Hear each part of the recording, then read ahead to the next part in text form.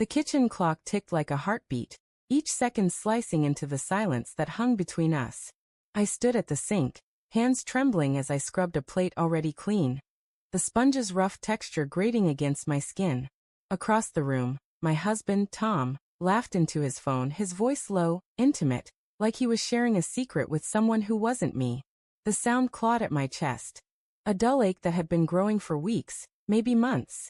I didn't want to believe it, but the truth was there, sharp as the knife on the counter. He was slipping away, and I was too afraid to ask where he was going. It started with a joke, of all things.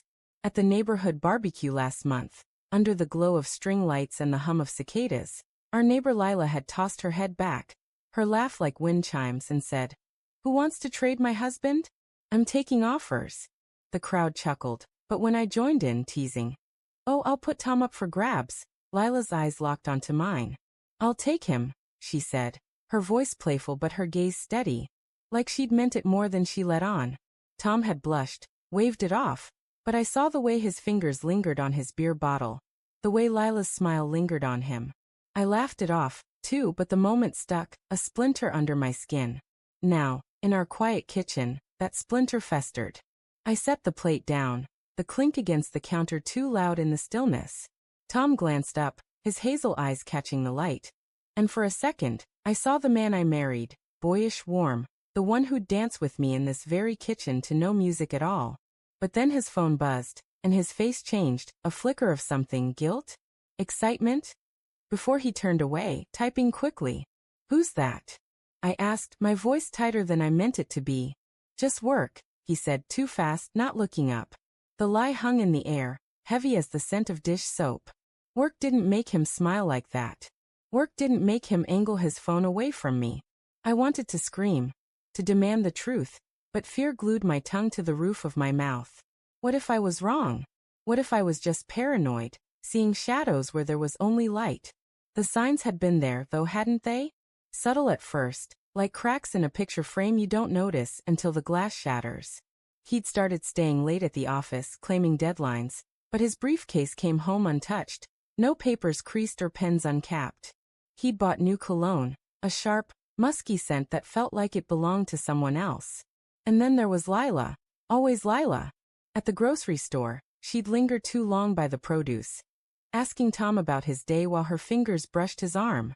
I told myself it was nothing, that she was just friendly, that I was being insecure. But doubt is a slow poison, and I was drowning in it. That night, I couldn't sleep.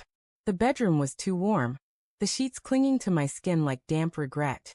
Tom's breathing was steady beside me, but his phone sat on the nightstand, glowing faintly with a new message. My heart pounded, a drumbeat of dread.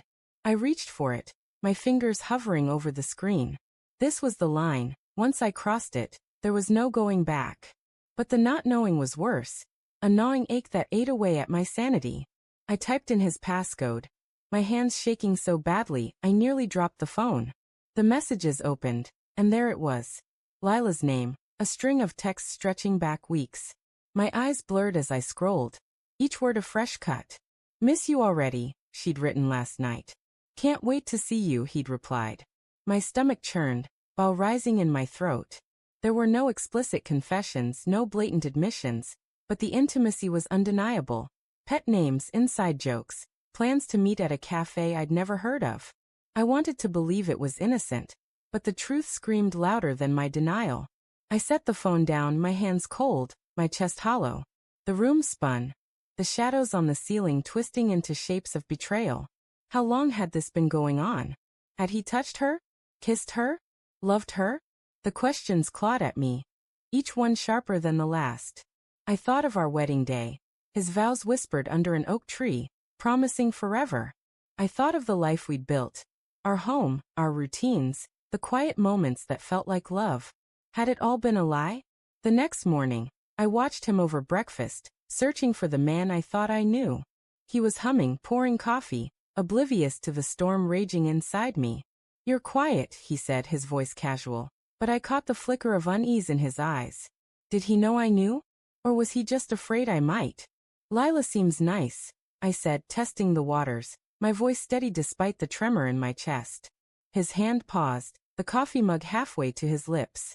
Yeah, she's friendly, he said, his tone careful, like he was stepping around broken glass. The air thickened, charged with unspoken truths. I could have confronted him then, let the anger spill out, but something held me back. Maybe it was fear of the answer, or maybe it was the part of me that still loved him, that wanted to believe we could fix this. Instead, I smiled, a brittle thing that hurt to wear. She's lucky to have a friend like you, I said, and the words tasted like ash. The days that followed were a slow unraveling. I became a detective in my own life, noticing every glance, every excuse. I saw Lila's car parked near his office one evening, her silhouette unmistakable in the driver's seat. I heard him whisper her name in his sleep, a soft, tender sound that broke something inside me. Each discovery was a brick in a wall I couldn't climb. And yet I kept looking, kept hoping I'd find a reason to doubt my doubts. The breaking point came at another neighborhood gathering, the air thick with the scent of grilled meat and summer heat.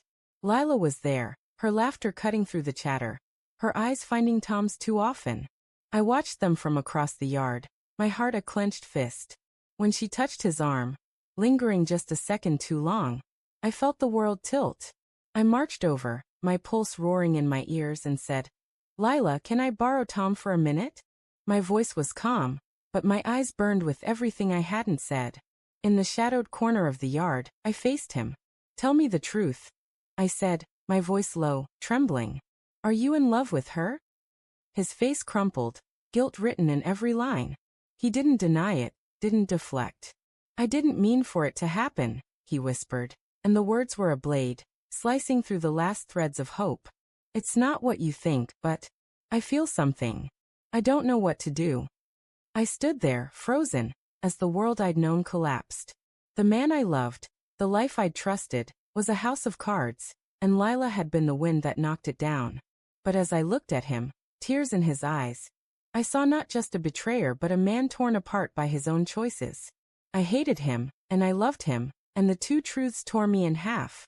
I turned away, the party's noise fading into a dull hum. In that moment, I didn't know if I'd leave him or fight for him, but one thing was clear. The crack in our frame was irreparable, and whatever came next would be built on the ruins of what we'd lost.